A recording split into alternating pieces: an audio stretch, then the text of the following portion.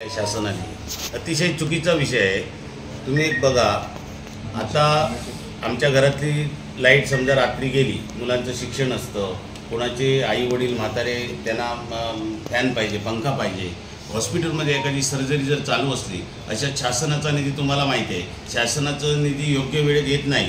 समजा एखादं ऑपरेशन चालू असताना जर ते त्यांचं कार्ड संपलं, रिचार्ज मारलेलं संपलं असेल, तर मग त्या रुग्णाने का त्याचा मृत्यू होणार। ही साधी गोष्ट जर या शासनाला आणि संबंधित मंत्री महोदयांना माहीत नसेल तर ते दुर्दैव आहे। त्याचप्रमाणे दुसरी महत्त्वाची बाब म्हणजे आता बघा, आता कमीत कमी 10 ते 12,000 रुपये ते डिपॉझिट भरून घेणार। एक वर्षभरापूर्वी काही लोकांकडून 2,000 डिपॉझिट MSCBने घेतले आहे जुन्या मीटरसाठी, पण आता 10 ते 12,000 रुपये वाढवून घेणार आणि 3 पटीने बिलं येणार आम्हाला। हे महत्त्वाचं आहे। सर्वसामान्य लोकांना तुमच्या पत्रकार बांधवांच्या माध्यमातून हे कळायला पाहिजे की ही बिलं आता समजा आम्हाला 800 रुपये किंवा 1000 रुपये बिल येत असेल तर ते पटकन 2,500-3,000 रुपयेपर्यंत बिल होऊ शकतात। मग सर्वसामान्यांसाठी जर सरकार जर असा न्याय करत असेल तर हे दुर्दैव आहे।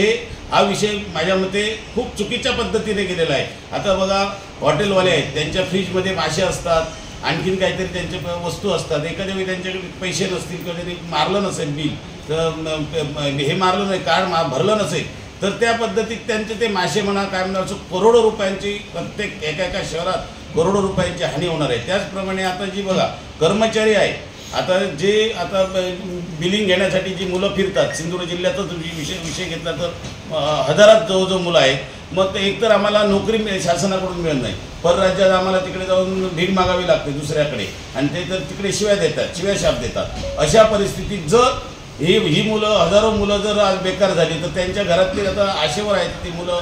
त्यावेळी ज्यावेळी त्यांना नोकरीची संधी होती त्यावेळी त्यांनी सोडली आणि बिलं गोळा करून त्यांनी कसं आपल्या कुटुंबाचा उदरनिर्वाह सुरू केला। असे बरेचसे मुद्दे आहेत। महत्त्वाचा विषय म्हणजे आधी मी पहिल्यांदाच सांगेन, शासनाचा निधी आम्ही कुठेतरी कर्जबाजारी होऊन कोणतरी करेल तरी पण नुकसानच आहे।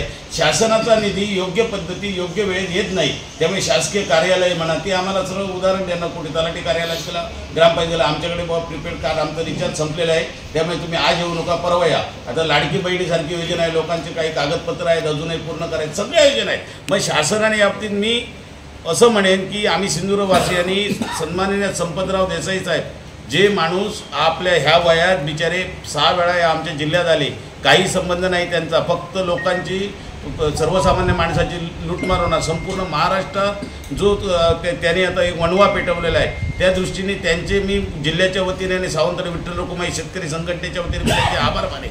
कारण एवढा माणूस तो उठून सकाळी 8-9 वाजता इकडे हजर असतो, तेव्हा प्रत्येक, आता आम्ही गाड्या बिड्या काय आमच्याकडे व्यवस्था काय होणार नाही, प्रत्येक ग्राहकाने समजायला पाहिजे आपल्या उद्या टांगती तलवार आहे आणि त्या तलवारीला जर आपण कुठेतरी बाजूला करायला पाहिजे तर प्रत्येकाने आपापली गाडी किंवा आपापली स्वतःची STचा प्रवास किंवा महिलांना आता अर्ध तिकीट आहे त्याने यायला पाहिजे। कारण ज्या ठिकाणी तिकडे जर हा रोष कायमस्वरूपी शासनाजवळ ठेवला आहे, नाही तर उद्या सकाळी कोण म्हणेल बाबा हा एक असा मोर्चा आहे, तुम्ही कुठे जाऊ नका, प्रत्येकाने यात सहभागी व्हायला पाहिजे। आमचा कुठल्या शासनाच्या विरोधात किंवा कुठल्या पक्षाचा यात काही संबंध नाही, सर्व सामाजिक संस्था कोण असतील बरोबर त्याने सगळ्यांनी एकत्रित येऊन हे सगळं सन्माननीय देसाई साहेबांच्या अध्यक्षतेखाली हा जो मोर्चा 10 तारीखला ठेवलेला आहे, याची पत्रकार बांधवांना विनंती करेन, प्रत्येक तळागाळात ही तुमची बातमी गेली पाहिजे आणि सर्वांनी या मोर्चाला यावं ही माझी कळकळीची विनंती।